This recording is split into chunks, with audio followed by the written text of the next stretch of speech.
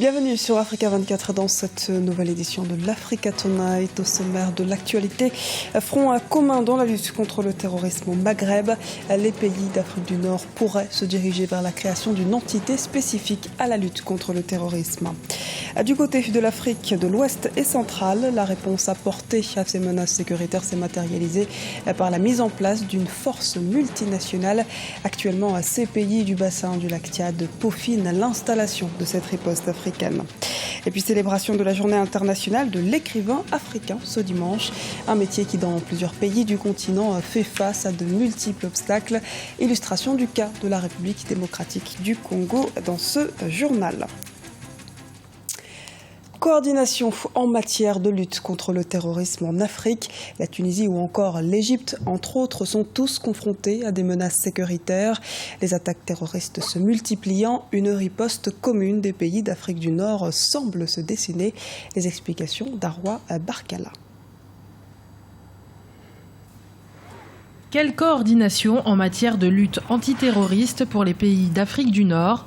Les attaques terroristes se multiplient dans la région d'Afrique du Nord, notamment en Tunisie, en Égypte et en Libye. L'organisation État islamique et les membres d'Al-Qaïda au Maghreb islamique tentent chacun de leur côté de s'engouffrer dans les failles politiques et sécuritaires des pays de la région. Nous sommes dans une nouvelle phase qui annonce qu'on va aller vers une prolifération de ces groupes et un éclatement aussi donc de l'ensemble de ces structures qui va à la fois rendre le travail difficile pour les contrôler, mais aussi donc difficile pour faire face. Malheureusement, nous allons assister à des formes multiples d'actes qui vont être commis et la menace d'une tempête terroriste aujourd'hui donc pèse sur beaucoup de pays. À l'heure actuelle, aucune initiative commune de coordination pour la lutte contre le terrorisme n'a été initiée par les pays d'Afrique du Nord. Les sensibilités diplomatiques entre les pays arabes compliquent la donne. Par exemple, le statu quo de l'Algérie concernant la situation au Sahara occidental fait l'objet d'une crispation diplomatique majeure avec le Maroc. Malheureusement, dans ce défi global ne peut être relevé que par une stratégie globale et je pense que la difficulté d'élaborer une stratégie commune et le déficit en matière de coopération entre les États a créé des relations de confiance mutuelle et de dépasser des problèmes chroniques ou anciens et de se libérer d'un contexte stratégique révolu. Aujourd'hui, ces groupes malheureusement donc, ont beaucoup d'opportunités qu'ils vont saisir. La Libye, pays géographiquement stratégique au sein des pays arabes, demeure sans gouvernement d'union nationale depuis les élections législatives de juin 2014. Le Conseil de l'ONU presse les différents protagonistes de la crise libyenne à trouver un accord pour la formation d'un nouveau gouvernement d'union nationale. La Libye pourrait donner un signal fort de la volonté politique régionale pour bâtir la paix. Et toujours à propos des menaces sécuritaires en Afrique, devant la réalité des groupes armés terroristes et du terrorisme transfrontalier, la coopération bilatérale et multilatérale est de mise. Une riposte des forces gouvernementales africaines s'est concrétisée par la mise en place d'une force multinationale mixte. Décryptage de son fonctionnement avec Arwa Barkala. La région du lac Tchad subit depuis plusieurs années des attentats et des attaques du groupe terroriste Boko Haram, devenu l'État islamique en Afrique de l'Ouest. Pour protéger les populations civiles de ce fléau, les pays du bassin du lac Tchad ont mis en place durant l'été 2015 une force militaire multinationale regroupant un contingent de 8700 hommes. Cette force multinationale répond à un besoin de coordination entre les armées des pays impliqués dans la lutte contre l'organisation terroriste. Nous voyons, n'est-ce pas, la traduction d'une coopération bilatérale, n'est-ce pas, bien structurée avec le Tchad, entre le Tchad et le Cameroun, dans des réponses réactives très immédiates. Et c'est ce qui manque peut-être dans l'architecture de paix et de sécurité en Afrique. Eh bien, nous pensons que c'est peut-être comme ça que nous allons construire la sécurité collective de demain, pas des actions concrètes sur le terrain. Et je crois que c'est également le signe, n'est-ce pas, d'une merveilleuse coopération entre deux pays frères. La force mixte multinationale est composée de troupes venant de plusieurs pays, le Cameroun, le Nigeria, le Niger, le Tchad et le Bénin, est officiellement en place depuis le vendredi 11 septembre 2015.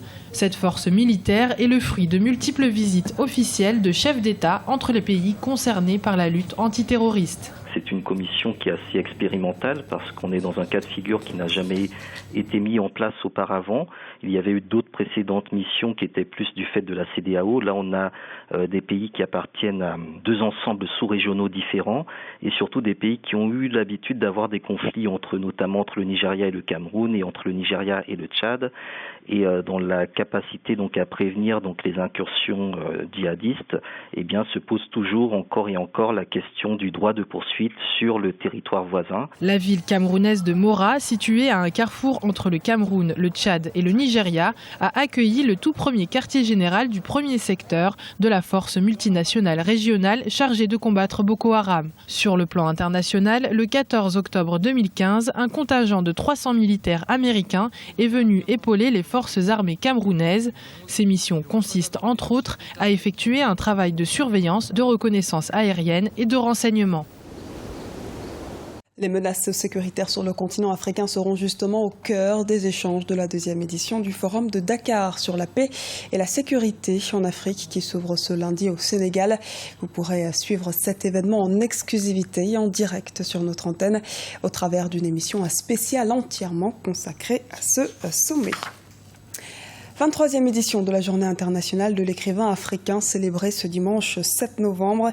L'occasion de revenir sur les défis du secteur qui ne manquent pas. Les écrivains de la République démocratique du Congo réclament par exemple des subventions de l'État. Les précisions dans ce reportage de Jacques Amboka, correspondant au Congo-Kinshasa. L'écrivain congolais fait face à des difficultés qui ne facilitent pas l'exercice de son métier. Malgré ces obstacles, notamment la rareté des maisons d'édition et d'imprimerie fiables, sans oublier le manque d'engouement des lecteurs, beaucoup d'écrivains croient encore à ces métiers. On a pas mal de jeunes écrivains en fait en RDC. Et déjà il y a un problème, c'est qu'on ne fait pas des gros tirages. Voilà. J'allais dire on ne produit pas beaucoup, on produit beaucoup, mais le tirage est tellement limité que la population n'a pas accès facile aux ouvrages publiés. Redonner le goût de lire aux jeunes par des programmes bien élaborés dans les milieux scolaires est nécessaire. Cependant, il est aussi impératif que l'écrivain congolais se remette en cause en améliorant les contenus et la qualité des livres. Le Congolais, il parle du Congo, il parle de son petit coin, il parle de son petit problème. Il ne fait pas la recherche, il ne voit pas le monde. Il ne sait pas que quand on écrit le livre, ce n'est pas seulement pour que son grand-père lise, c'est pour aussi que les autres apprennent. Et c'est vraiment centrique, c'est un peu décevant, mais je pense avec les critiques qui peuvent les inciter à changer leur langage, à parler au monde, à faire comprendre que le Congo aussi, on connaît le monde. On est le monde, le Congo. L'écrivain congolais ne bénéficie d'aucune subvention de l'État. Un regard participatif de l'État dans l'exercice de ces métiers est souhaité.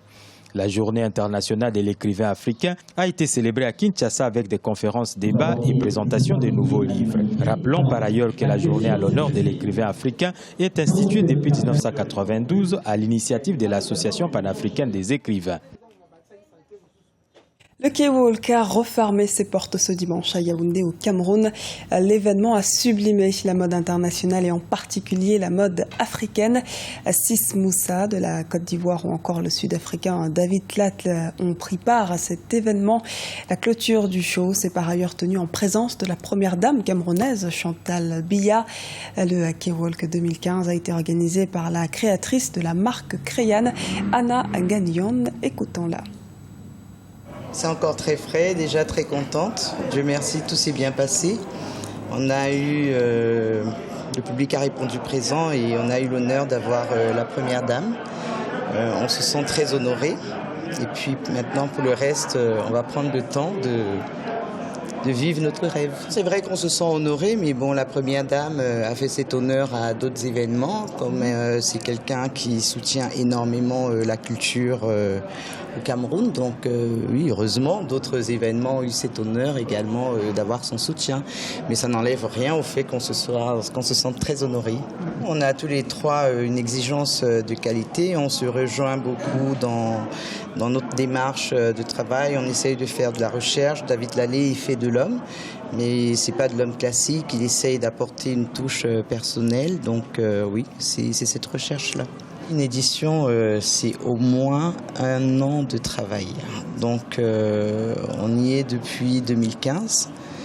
Et c'est vrai que au soir de K-Walk 2015, on se sent démunis parce que pendant un an, ça a rythmé notre vie et puis là, plus rien du coup, c'est le rideau qui tombe. Mais content quand même. Il y a une suite. Au-delà du côté festif, il y a un aspect commercial quand même qui est important. La promotion de marques et puis montrer qu'il y a un savoir-faire aussi au Cameroun. Donc oui, il faut vendre la collection, il faut vivre. Sport avant de clore cette édition avec la victoire pour les footballeurs congolais. Le TP Mazembe a remporté la Ligue des champions d'Afrique face à l'USM d'Alger ce dimanche. Ils ont remporté leur 5e titre continental, égalant par la même occasion le nombre de titres des Égyptiens de Zamalek. Les hommes de Patrice Carteron ont battu les Algériens 2-0 lors de la finale retour à domicile grâce à un penalty de Bouamana Ali Samata, puis un deuxième but de Roger Assalé dans les arrêts de jeu. À l'aller, l'équipe congolaise s'était imposée 2-1. Écoutons les précisions de Roger Itoto, éditorial. C'était une finale. Mazembe avait déjà fait la moitié du travail à l'extérieur. Et donc là, à la maison, il fallait simplement concrétiser. Donc ils ont bien fait de belles manières en gérant ce match. Et une équipe de USM Alger pas très agressive. En tant que Congolais, c'est une grande fierté parce que premièrement, je préfère d'abord féliciter les joueurs parce qu'ils viennent de très très loin avec le staff technique. Parce qu'ils ont passé des moments très difficiles. Bon, ben là, en gagnant cette Ligue des Champions, donc c'est que ils ont fait le job avec l'entraîneur, avec tout son staff. Et en même temps le président Moïse Katumbi, donc Mazembe maintenant qui rentre dans la cour de grands, comme Zamalek avec 5 Ligues de Champions gagnées, et il y a El Alali qui en a gagné 8. Donc à partir de là, oui, je suis très fier et très content. C'était le journal de la rédaction. Merci pour votre fidélité. Retrouvez dans un instant une nouvelle édition de l'Africa Tonight sur Africa 24.